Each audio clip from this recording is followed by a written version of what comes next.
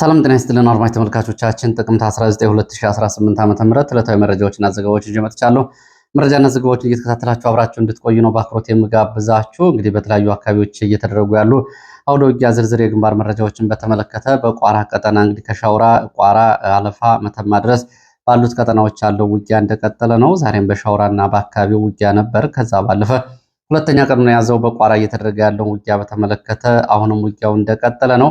እንግዲህ ይህ ኮሪደር እንደሚታወቀው በዚህ በጣና በስተ ሰሜን ምዕራብ በሚገኙ አካባቢዎች የቋራንና የመተማን አካባቢዎች ከሱዳን ጋር የሚያገናኝ ነው። ለዚህ እንግዲህ የድሮን ስምሪት ተሰጥቶበታል። የኮማንዶ የእግረኛና የመካናይዝድ ኃይልም ጭምር በማድረግ የአካባቢውን ለመቆጣጠር በሚል ሁለተኛ ቀኑን የያዘ ዘመቻ እየተደረገ ነው።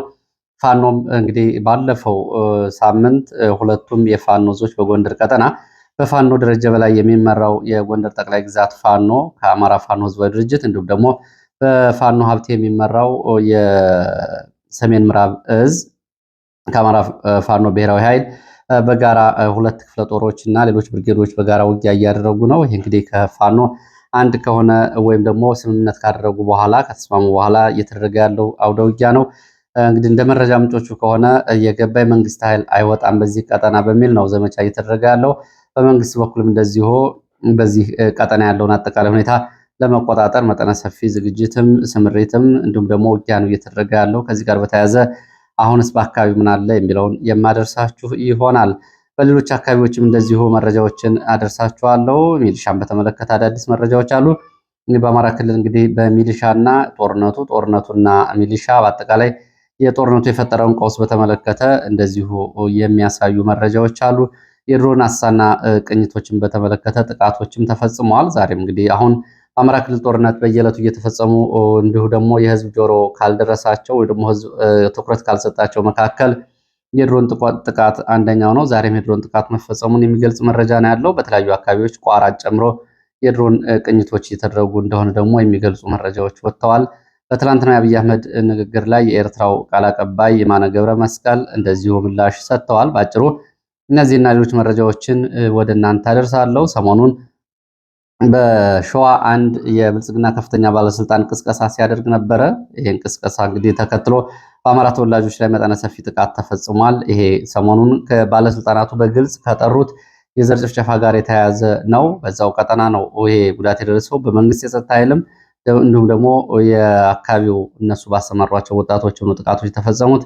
እነዚህን ጨምሮ በተለያዩ አካባቢዎች ያሉ ዝርዝር መረጃዎችን አድርሳችኋለሁ።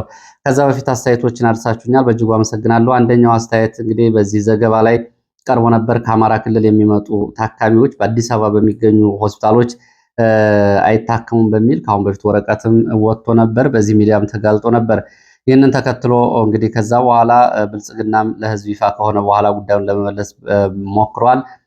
ስለዚህ በዚህ ሚዲያ በመዘገቡ መፍትሄ አግኝተናል። ዛሬ ምላሽ ቢያንስ በ6 ሆስፒታሎች ከአማራ ክልል የመጡ ታካሚዎች በ6 የፌዴራል መንግስት ሆስፒታሎች በጤና መድን እንዲታከሙ ተፈቅዷል የሚለው መረጃ ወጥቷል። ለዚህ እንግዲህ ምስጋና አቅርባችኋል፣ አመሰግናለሁ።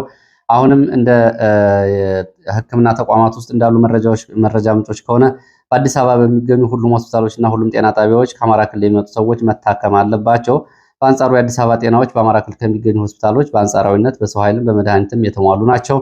ስለዚህ የቦታ ርቀት ካልገደባቸው በስተቀር አሁንም በጤና መድን በዚህ መጥተው እንዲታከሙ አሁንም ሁኔታዎች መመቻቸት አለባቸው፣ መፈቀድ አለበት የሚል ጥያቄዎችን አቅርባቸዋል። እንግዲህ ወደ አዲስ አበባ አማራውን ወደ አዲስ አበባ እንዳይገባ በተለይ አሁን የአማራ ክልል ተብላ ከተከለለችው አካባቢ ወደ አዲስ አበባ እንዳይገባ እና አዳነችና እና አብይ እንዲሁም ደግሞ እነ ሽመልስ ከመጡ በኋላ በርካታ የመመሪያዎችን ፖሊሲዎችን አልፎ አልፎም እንደዚሁ ወታደርና ፖሊስ እያቆሙ ወደ አዲስ አበባ የሚገባውን ሰው ለመቆጣጠር እየሞከሩ ነው። ባለፈው ሳምንት አንድ ይህን የሚያጋልጥ ዘገባ ተሰርቶ ነበር ካስታውሳችሁ። በአዲስ አበባ ፍልሰተኞች በሚል ምዝገባ ሊደረግ ነው፣ በቤት ለቤት ምዝገባ ሊደረግ ነው። በዚህም ከየትኛው ክልል ነው ፍልሰተኞች በብዛት የመጡት በሚል ከተለየ በኋላ በከተማ አስተዳደሩ በካቢኔ አንድ መመሪያና አዋጅ ይዘጋጃል ነው እየተባለው።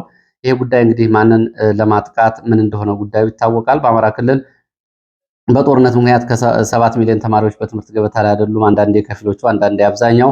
በዚህ ምክንያት አንዳንዱ የቻሉት ወደ አዲስ አበባ ቦታ ቀይረው በጦርነቱ ምክንያት እየኖሩ ነው። አቅም ያላቸው ቤት ተከራይተው መኖር የሚችሉ።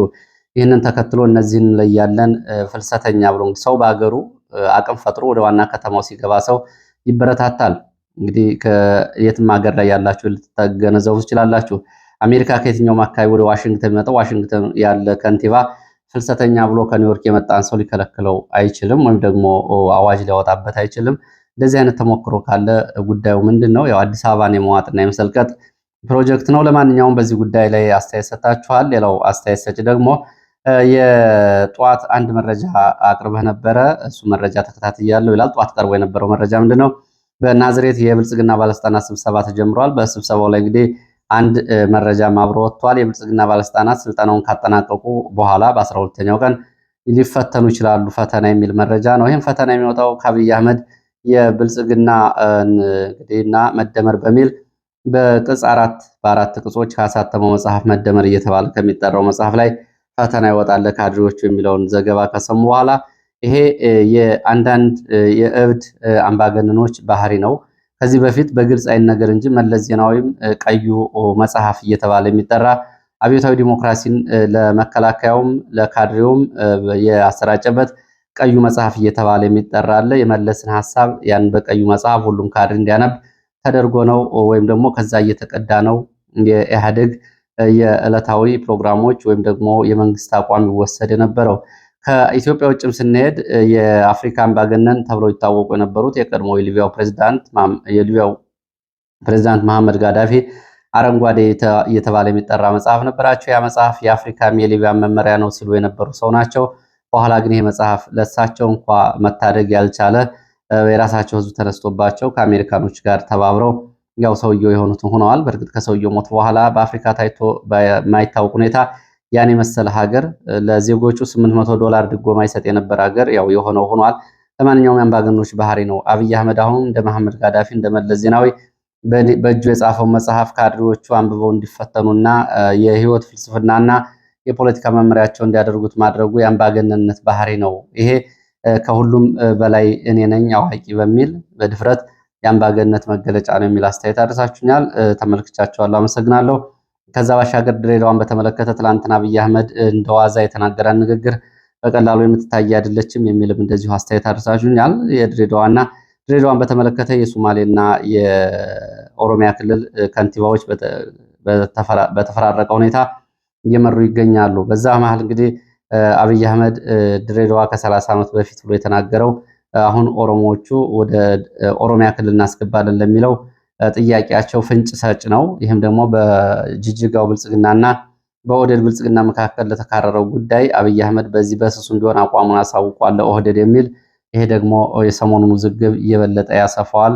እንደ ዋዛ ከተናገራቸው ነገሮች ይህንንም ወስዳችሁ አስተያየት አድርሳችሁኛል። ወደ መረጃዎቹ ነው የምሄደው። እንግዲህ ወደ መረጃዎቹ ሲሄድ እንግዲህ በብልጽግና የጦር ወንጀል እየፈጸመ ነው። በተለይ በአማራ ክልል እየተደረገ ያለውን ጦርነት ተከትሎ ግልጽ የሆነ የጦር ወንጀል እየተፈጸመ ነው። የጦር ወንጀል ደግሞ የሚመራው ጥቆማ የሚሰጠው በሚያስተባብሩት ከመንግስት የጸጥታ ከብልጽግና የጸጥታ ከመከላከያ ከአድማ ብተና ከሚሊሻ ባሻገር የእያንዳንዱ የአካባቢ የብልጽግና መዋቅር ነው ይህንን የጦር ወንጀል እንዲፈጸም አብሮ የሚተባበረው።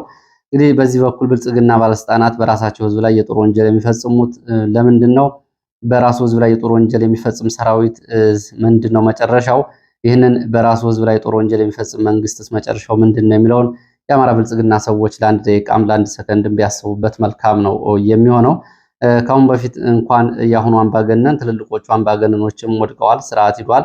የራስ ህዝብ ላይና ግን በራስ ላይ እየወደቀ የቀውስ ግን መውጫ የለውም። መንግስቱ ኃይለማርያም ሄዷል። የቀይ ሽብር ጠባሳ ግን አሁንም አልለቀቀም። ህወሓት ሄዷል። የዘር ጭፍጨፋው ግን አሁንም አልለቀቀም። ብልጽግናም ይሄዳል። በብልጽግና ውስጥ ደግሞ በራሳቸው ህዝብ ላይ ጦር አዝምተው ይህን የሚያሰቃዩ የብልጽግና ባለስልጣናትስ ምንድን ነው የሚያስቡት? ደጋግመው የሚያነሷት መከራከሪያ ጉዳይ አለች። ሰሞኑን እንግዲህ የብልጽግና ባለስልጣናት በላይ የአማራ ብልጽግና አማራ በዚህ ጦርነት ተዋርዷል፣ ውርደት ውስጥ ገብቷል፣ ተጎሳቁሏል፣ ጥቁር ማቅ ለብሷል የሚሏት ነገር አለች። አዎ ጦርነት ነው። በጣም ተዘርዝሮ የማያልቅ መከራ መጥቷል። ምንም ጥርጥር የለውም። ግን ብልጽግና ምን እያደረገ ነው? ይህንን ህዝብ ለውርደት የዳረገው ማን ነው? ለማን የፖለቲካና የኢኮኖሚ ነፃነት ነው እየሰራ ያለው የአማራ ብልጽግና? ይህንን እና እየሞተ ያለው ሚሊሻው አድማ ብተናው ለማን የፖለቲካና የኢኮኖሚ የስልጣን ኢምፓየር ነው የሚለውን የብልጽግናዎች ሊጠየቁ ይገባል። ከዚህ በፊት የጦር ወንጀል የፈጸመው የመንግስት ብልጽግና ለማን ብሎ ነው? ይህን ለአማራ ህዝብ ብሎ ነው ወይ የሚለውንም ራሳቸው ሊመልሱት ይገባል። ለመሆኑ አማራ ውርደት ውስጥ የገባው መቼ ነው? አሁን ነው ልጆቹ ነፍጥ በማንሳታቸው ነው ውርደት ውስጥ የገባው ወይስ ደግሞ አንገቱን እንደዚሁ ለስለት እየሰጠ በታረደበት የፖለቲካ ውክልና ባጣበት ዘመን ነው? ለምን አማራ የጦር መሳሪያ አነሳ በሚል ሊጠይቁ የሚገባቸው ጉዳይ እንደሆነ እንደዚሁ ይህንንም ሀሳቡንም አስተያየቱንም ማንሳት ያስፈልጋል። በዚህ ሰዓት እኔ መረጃ እያቀረብኩ ባለሁበት ሰዓት በእነ ሽመልስ አብዲሳ ክልል አማራ እንግዲህ በስለት አንገቱ እየታረደ ነው የሚገኘው። ይሄ ነው አማራን ወደ ነፍጥ ወደ ማንሳት የወሰደው። ይሄ ነው አማራን ወደ ብሶት ትግል እና የህልውና ትግል ውስጥ ያስገባው። ለመሆኑ በድንኳን ውስጥ ያለው አማራ የዚህ ውርደት ሰለባ አይደለም ወይ? አሁን ይዞ እየወደቀ ወይም ደግሞ ጥሮ እየወደቀ ያለው ነው ውርደት ውስጥ የገባው ወይስ ደግሞ አንገቱን ለካራ ሰጥቶ ወይም ደግሞ ለቢላዋ ሰጥቶ ለስለት ሰጥቶ እየወደቀ ያለው ነው የሚለው ደጋግማችሁ ልታስቡበት የሚገባ ነው። እንግዲህ ቀን ይሄዳል፣ ቀን ይመጣል። በዚህ እንግዲህ አንድ አካባቢ ዛሬ የተፈጸመ አሰቃቂ ግድያ አለ። እሱን ላድርሳችሁ። በደቡብ ጎንደር ታች ጋይንት ወረዳ የብልጽግና የጸጥታ ኃይል አሳዛኝ የሆነ የጦር ወንጀል ፈጽሟል። ቁስለኛ የፋኖ አባል እና አባትን በአሰቃቂ ሁኔታ ነው እየረሸኗቸው። የፋኖ ስዩም አባት በመከላከያ ተረሽኗል። የተረሸኑ ደግሞ ቁስለኛው ልጁ የያዘውን መሳሪያ አምጣ ከተባለ በኋላ እና መሳሪያውን ካስረከብክ ቁስለኛ ልጅን የማንፈልገውም አንተም ትኖራለህ በሰላም ከተባለ በኋላ ጣብቂኝ ሲገባ መንግስት አለ ብሎ መሳሪያ ለማስረከብ ወደ ካምፕ ሲሄድ በቀጥታ ነው እንግዲህ በአራት ጥይት መጥተው የገደሉት አባትየውን። መሳሪያውን ተቀብለዋል፣ ሰውየውንም ረሽነዋል። ስለዚህ እነዚህ ሰዎች አላማቸው እንግዲህ ይህንን ህዝብ መጨረስ ነው እንጂ ከዚህ ጋር የተያያዘ አይደለም። ከዛ ባሻገር ደግሞ ለአራት ወራት ህመም ላይ የነበረው ልጅም እንደዚሁ ቆስሎ በነበረበት ሁኔታ ወደ ፖሊስ ጣቢያ ወስደው ልብስ አስወልቀው በፓትሮል ከወሰዱ በኋላ በአባቱ ጋር በተቀራራቢ ሰዓት ረሽነዋል ልጁንም። እንግዲህ የፋኖ አባሉ በዚህ ሁኔታ ነው ይሄ ግፍ እየተፈጸመው። ለመሆኑ ቁስለኛ በዚህ ሁኔታ ይረሸናል ወይ? እንግዲህ ሁሉም የብልጽግና የአካባቢው አስተዳደር በዚህ የጦር ወንጀል በቀጥታ የሚጠየቅበት ይሆናል የሚሉት የመረጃ ምንጮች ፋኖ የማረካቸውን ቁስለኞች ባለፈው ዓለምን ባስገረመና ባስደመመ መንገድ ለቀይ መስቀል አስረክቧል። ቁስለኞችን ተንከባክቦ ሰጥቷል። ፋኖ ይህንን እንግዲህ ሰሜን ወሎ ሙጃ ወንዳጅ ተብሎ የሚጠራው ወታደራዊ ካምፕ ላይ የተማረኩ የብልጽግና የጸጥታ አባላት አሁን ለቀይ መስቀል ተሰጥተው በደህና ሁኔታ ላይ ይገኛሉ። የቆሰለ ግን እስከ አባቱ መረሸን ግን ይሄ መንግስት ነው ወይስ ደግሞ ማን የሞራል ኃላፊነት ያለበት የሚለውን ሁሉም ሊያስበውና መረጃውን ሊይዘው የሚገባ በታሪክ ውስጥ ከታች እስከ ላይ ያሉ የብልጽግና ባለስልጣናት መጠየቃቸው የማይቀርበት ጉዳይ ነው። እንግዲህ በአማራ ክልል ይሄ እየሆነ ባለበት ሁኔታ ደግሞ በአርሲ ደግሞ ምን እየሆነ ነው የሚለውን ስንመለከት በምስራቅ አርሲ ሸርካ ወረዳ ሄላ ዘባባ ተብሎ የሚጠራ ቀበሌ ዛሬም የኦርቶዶክስ እምነት ተከታዮች በአሰቃቂ ሁኔታ ተገድለዋል። ሌሊት ነው እንግዲህ እነዚህ የተገደሉት። ታግተውም የተወሰዱ እስካሁን ያልተገኙ አሉ። ከተገደሉት ውስጥ የአንድ ቤተሰብ አባላት ይገኙበታል። 2016 ወዲህ በዚህ በምስራቅ አርሲ ሸርካ ወረዳ 115 ኦርቶዶክስ እምነት ተከታዮች በአሰቃቂ ሁኔታ ሲጨፈጨፉ 27ቱ የት እንዳሉ እንኳ ታግተው ከተወሰዱ እስካሁን አልታወቀም። እንግዲህ ማህበረ ቅዱሳን ሪፖርት እንደሚያሳየው በሸርካ ወረዳ በሚገኙ 9 ቀበሌዎች በብዙ ሺህ የሚቆጠሩ የኦርቶዶክስ እምነት ተከታዮች ተፈናቅለዋል። 16 አብያተ ክርስቲያናት ይሄ ለውጥ ከመጣ በኋላ በተለይ በዚህ 2 ዓመት ተዘግተዋል። 3ቱ ደግሞ ሙሉ በሙሉ ተዘርፈው ወድመዋል። እንግዲህ በወረዳው ከሚገኙ 37 አብያተ ክርስቲያናት አሁን ይህን ያክል ቁጥር ያላቸው በዚህ ሁኔታ ይገኛሉ። በተመሳሳይ እንግዲህ በምስራቅ ሸዋ ዞን ወኖ ወረዳ ሰሞኑን የብልጽግና ባለስልጣን በቀጥታ በቪዲዮ ያስተላለፈውን ንግግር ያው ሁላችሁም ተከታትላችኋል። ከኦሮሞኛ ወደ አማርኛ ተመልሶም ሰምታችኋል። እንግዲህ ተነሱ ታጠቁ፣ ክላሻችሁ ዱላችሁን ወይም ደግሞ ብትራችሁን ወደ ክላሽ ለውጡ እና አልፎ ያጁን ሁሉ ጨፍጭፉት የሚል ግልጽ ጥሪ አቅርበዋል የወረዳው አስተዳዳሪ። ይህንን ተከትሎ እንግዲህ በአንዳንድ አስቀያሚ የሚባሉ ነገሮች እየሆኑ ነው። አማራና ኦሮሞ አብሮ ገበያ እንዳይውል በሚል በዚህ ወረዳ ይሄ የብልጽግና ባለስልጣን ገበያ ለይቷል። ይሄ ምን ማለት እንደሆነ ግልጽ ነው። ትናንትና ከወሊሶ ወደ አዲስ አበባ የሚመጡ መንገደኞች መንገድ ላይ የኦሮሚያ ልዩ ኃይል አባላት ከመንገድ ላይ 7 የሚሆኑትን መታወቂያቸውን አይተው ካስወረዱ በኋላ ረሽነዋቸዋል። ሁለቱ ወደ ደብረ ብርሃን ሰሜን ሸዋ አስከሬናቸው ተልኳል። አንደኛው ወደ ጎጃም አስከሬኑ ተልኳል። 5ቱ ደግሞ አማራ የሆኑ ሆኖም በጉራጌ ዞን አበሽጌ ወረዳ የሚኖሩ ናቸው። ሴቶችም ጭምር ይገኙበታል። እነሱ አስከሬናቸው ወደዛ ተልኳል። ይሄ የሆነው በኦሮሚያ ልዩ ኃይል ነው። ሌላው ማዞሪያ ተብሎ የሚጠራው አካባቢ በዚሁ እንደዚሁ ወደ ጦላይ ማዞሪያም 54 የሚሆኑ አማራዎች ተይዘው ደብዛቸው ጠፍቷል። የኦሮሚያ ልዩ ኃይል ነው ይዟቸው የሄደው። በዚህ ወረዳ እንግዲህ የወረዳው ባለሀብቶች 150 ክላሽ እንዲገዙ የወረዳው ብልጽግና ጠይቋል። ባለሀብቶችና ገንዘብ ያላቸው 150 ክላሽ እንዲገዙ፣ ይሄ ደግሞ በኦሮሚያ ክልል ከውጭ ካስገባው ክላሽ ላይ ለወረዳው እንደሚሸጥለትና እንደሚሸጥላቸው ነው የተገለጸው። በዚህ እንግዲህ መከላከያ ኮማንዶ ገብቶም አማራውን ትጥቅ ለማስፈታት እንደዚሁ እንቅስቃሴ ውስጥ ገብቷል። ጉዳዩ እንግዲህ ባለፈው ይህንን በተለይ በኖኖ ወረዳ ንጹሐን ተገደሉ በአማራ ፋኖች በሚል እነ ጀዋር እነዚህን ፋኖች እነ ሽመልስ እየቀለቡ ነው በሚል ከዛ በኋላ ጉዳዩ እንዲጉን ተደርጎ ነበር። ምን ሊያስከትል እንደሚችል በወቅቱ እየተዘገበ ነበር። እነ መራራም በኋላ እንደዚሁ የአካባቢው የጸጥታ ኃይል ራሱን ያስከብር የሚል ጥሪ ያቀረቡ፣ በአምቦና ጊንጭ አካባቢ እንደዚሁ ሰልፍ ጠሩበት ይህን ጉዳይ። ይህንን ካደረጉ በኋላ ዛሬ በቀጥታ ወደ ጭፍጨፋ ገቡ። እንግዲህ አዲስ ስታንዳርድን ጨምሮ የተለያዩ ሚዲያዎች ይህንን ሲዘግቡ ነበር። አሁን ደግሞ የአማራ ተወላጆች እየተጨፈጨፉ ነው። ከዚህ የቀረበው ሪፖርት ይህንን ያሳያል። ለመሆኑ ለእነዚህስ ማን ድምፅ እየሆነ ነው? ይህንን በተመለከተ ምን እየሆነ እንደሆነ ያው ሁሉም የሚከታተለው ነው። ሌላው መረጃችን ወደ ሚሊሻን ጉዳይ እየተመለከተ ነው። በአማራ ክልል ለሚሊሻ ሲባል በከተማ ውስጥ የሚገኝ የህዝብና የመንግስት መሬት በከተሞች እየሸጡ ገንዘቡን እንዲሰበሰቡ ታዘዋል የሚል መረጃ ነው። በወረዳ በዞን በክልል ከተማ የሚገኝ የመንግስትና የህዝብ ቦታዎች እየተሸጡ ገንዘቡ ለሚሊሻ ደመወዝ እና ሎጂስቲክ ማሟያ እንዲሆን ታዟል ተብሏል።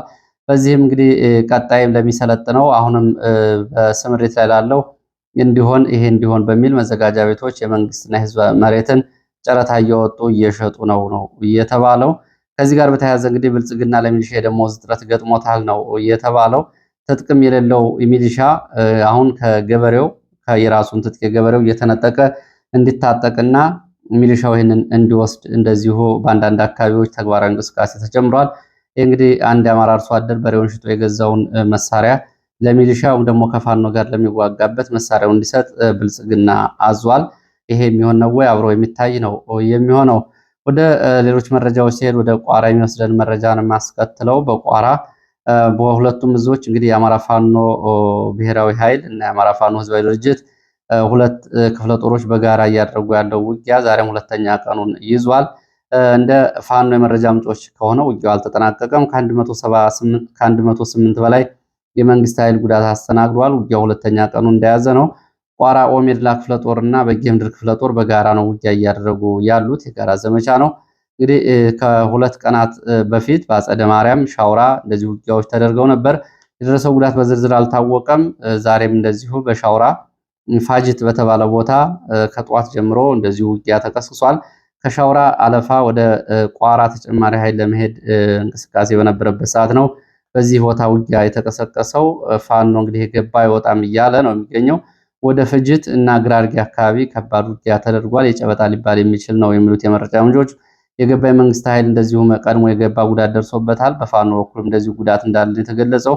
ካላፋ ሻውራ ወደ ቋራ ተጨማሪ ኃይል ማስገባት በዚህ መስመር ለዛሬው አልተቻለም፣ መንገድ ተቆርጧል ነው። ከመተማ በሽንፋ በኩል ግን ወደ ቋራ ኃይል እንቅስቃሴ አለ። የድሮን ቅኝት አለ፣ ግን እስካሁን ድረስ የተለየ ነገር የለም። ከሁለት ቀናት በፊት ሳሊያ በሚባል ቦታ የድሮን ጥቃት ተፈጽሞ ነበር። ዛሬም በዚሁ አካባቢ በተለይ ወንበልጌ ተብሎ በሚጠራው አካባቢ አሁንም የድሮን አሰሳ እየተደረገ ነው። ውጊያው አልቆመም።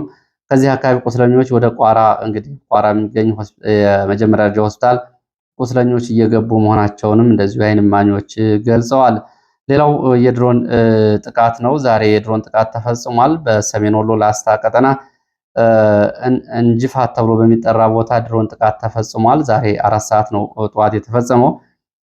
በተፈጸመው የድሮን ጥቃት የደረሰው ጉዳት በዝርዝር እየተጣራ ነው። እንግዲህ ጥቃቱን ተከትሎ በአካባቢው እንደዚሁ ተጨማሪ የድሮን ስምሪትም ነበር ነው የተባለው። በሰሜን ወሎ ግዳን፣ ሰሜን ወሎ ራያ ቆቦ አካባቢና ላስታ እስከታች ድረስ እንዲሁም ደግሞ በአምባሰል ዋድላ፣ ደላንት አካባቢዎች የድሮን ቅኝቶች እንደነበሩ መረጃዎች ገልጸዋል።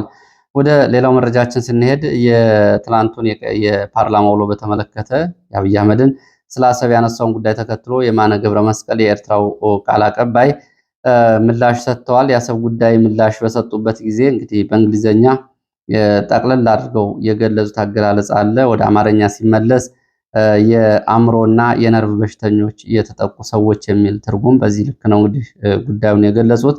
እነዚህ የስሜት ህዋሶቻቸው መጠቃት የገጠማቸው ሰዎች የህዝብ ብዛትን ለአሰብን ለመንጠቅ እንደ መስፈርት አቅርበውታል በሚል አሰብን ከሆነ በድርድር ካልሆነ በኃይል እንወስዳለን የሚሉት የብልጽግና ሰዎች በዚህ ዘመን የማይሆን ቅዠት ውስጥ ገብተዋል ብለዋል። እንግዲህ ጠቅለል አድርገው ጠንከር ያሉ የእንግሊዝኛ ቃላትን ነው የማነ ገብረ መስቀል የተጠቀሙት።